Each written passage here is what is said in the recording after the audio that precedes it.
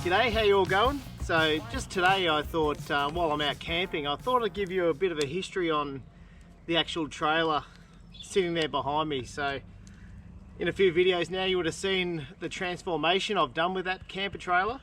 So I thought I'd give you a rundown of the history with the trailer and how long I've had it and places I've actually towed it. So I originally bought it back in January 2010. So I bought it from up in Sydney. It had a soft floor Oztrack tent on it. It was the very first trailer put together by Mountain Trail camper trailers, who've since then they've come a long way in the camping and caravan camper trailer world. So from what I understand, this was their very first trailer that they ever put together. So it had a soft floor tent on it, and it was a 12-foot soft floor tent. So I bought it second-hand from a guy out at Western Sydney. So I drove up after work on a Friday night, and then I met him first thing Saturday morning and drove back that weekend on the Saturday.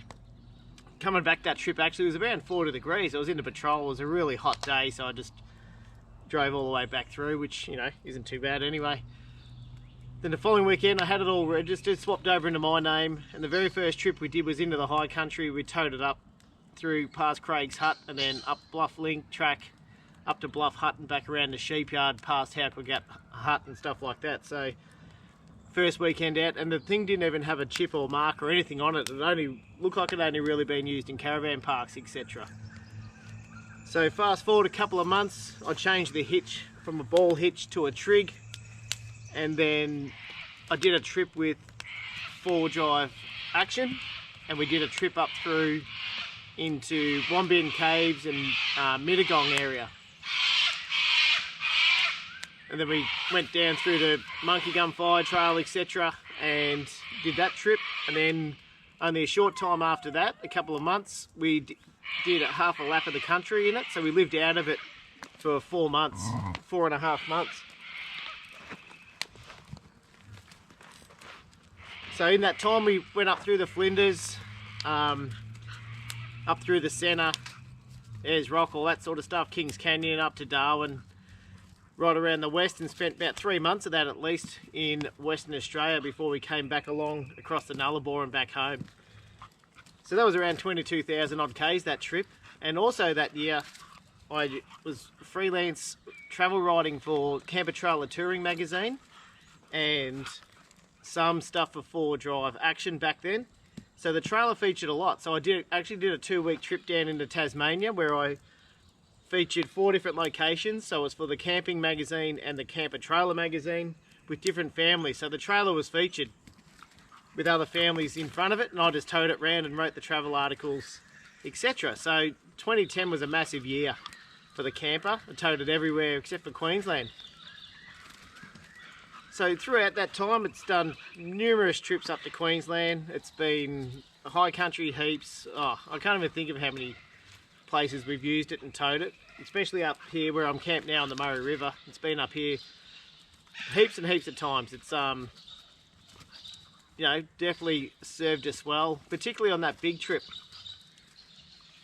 So yeah, for a $5,000 investment, we definitely got our money out of it. But saying that, when I bought it, it didn't have a water tank under it, which it now does, has an 80-litre water tank. I put a stone guard on it. It just had like your cheap Good Ride tyres on it, and I'd changed them over to BFG mud terrains. I got them second hand through a mate who had a tyre shop at the time, so that worked out really good. So it sort of beefed it up a bit, and everything went all right.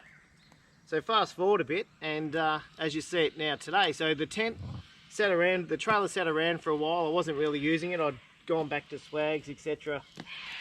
Kept using swags and camping with those.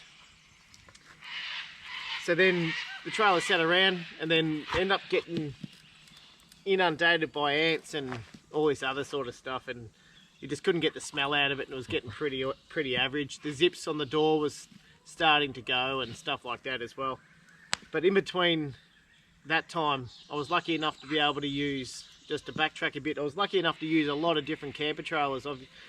Everything from, I've used many X-Trail campers back in the day, towed them around a lot. X-Trail campers, Vista campers, Easy Trails. I can't even think what other brands. So I used to tow a lot of them. So I got to see what the differences were between some of these camper trailers back then. And back then, like an X-Trail camper, which in hindsight now is probably not a bad price. It was between 18 and 22,000. And the Vista RVs back then, the hybrids were only about 55. I say only because I think now they're a lot more than that. So did a lot of towing. Then I sort of got a bit over the whole towing sort of thing, and the magazine went in a different direction. Those magazines actually folded, and it all started going online more. So, which is one of the reasons I stopped riding. But yeah, did some awesome trips, you know, through the outback and all that sort of stuff on many occasions as well. So once the tent come off, I always had plans of maybe one day putting a rooftop tent on top of the trailer like this, just to keep it simple and light,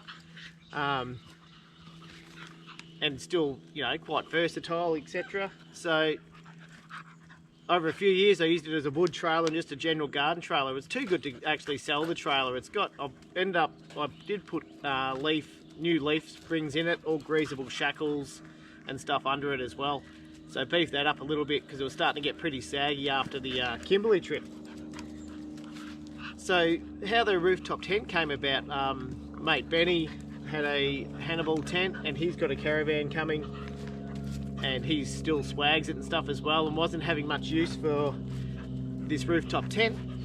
So he asked if I was interested in it, and I picked up the rooftop tent off him. So we spent the weekend putting the, well, not even a whole weekend, we spent a bit of time where we just threw the tent on top. So I got some sheets of aluminium from mate Dave, and we mounted the tent up and put all that on, and that's exactly how you see it sitting there now. I also put a space case on the front. So I had the space case, used to sit on the roof of the patrol when the four of us would travel with my wife and the two girls. We'd travel and I'd have the space case on there with the swag just for a little bit of extra storage. And even in the bigger trips to the camper trailer, I used to just have the case on the roof with, you know, some things I wouldn't use that often, but it was just handy. So I thought I may as well utilise that on the front of the trailer. So that's housing like an axe, and the poles for the windows, the little step extension for the ladder to hop up into the tent. So that's worked out really well, and I think it ties in nice. It actually sits in front of the tent. One of the reasons we did that as well, so when it's sitting there and it's anything, you know, any road stuff coming off the back of the car, it protects the front edge of the tent a bit. So what I'll probably end up changing down the track, it'll be the actual travel cover on the tent. The tent itself is absolutely perfect. So I didn't mention before, it's a Hannibal tent made out of South Africa. And those that know, South African products are every bit as good as an Australian product, if not better in a lot of cases. The quality's absolutely first class. And I remember when these tents came out, I reckon 10, 15 years ago now, these were the benchmark for fold-out tents. That's why when this one came up, I thought, yep, why not? But the travel cover is showing a little bit of age in it, so you can buy replacements. I think they're around $300 and something. So I think down the track I might end up replacing that tent on it. So yeah, that's pretty much the quick history of it. Last night was the first night I slept up in there, so it was a really good sleep. Had the windows open, had the, you know, there was no breeze, but it was quite a mild night. So got a really good mattress. It's got a the mattress is not the one that it came out with, that's been upgraded, and I got the mattress protector and fitted sheets and all that, and I even used a doona in there. So yeah, haven't used a doona camping since I used to use the old trailer. So yeah, that was really good. So looking at heading out there doing some more trips with it. So if you're looking for any info, or you want to know any info about camper trailers, or where to take your camper trailers, or spots to go camping or anything, or you want to know anything about this particular trailer, feel free to comment down below and hit subscribe. It's going to be a little bit of different content for the channel. Come here. It's going to be a little bit different content, so I'll still be definitely doing all my swag camping and four driving and all that sort of stuff. So it's not going to be just doing this, it'll be still a broad range. It just adds to another dimension of a different option of what I'm going to get up to camping and forward driving and base camp. And those birds have got a nest up there. Oh, by the way, it wasn't my first camper trailer. My very first camper trailer I bought back in 2003, 2004. It was a Dingo on-road camper trailer, and I towed that camper trailer where you probably shouldn't really tow trailers. That went through the Wadbilliga, up, you know, through Bargo across to Jindabyne. That went into the Flinders, where I actually broke a leaf, one of the leaf packs, and the whole trailer moved across. I got that fixed up there. And where else? Oh, that trailer went everywhere, into King Hut, along the King River, all the river crossings in the high country. Hence why I thought I'd better get something a bit more robust. But yeah, that was a really good trailer as well. So this is my second camper trailer that I've owned. Alright, just thought I'd throw that bit in. Thanks for watching. Cheers.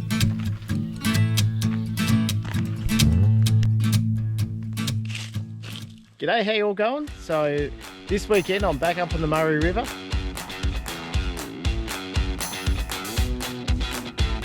Keeping it pretty simple.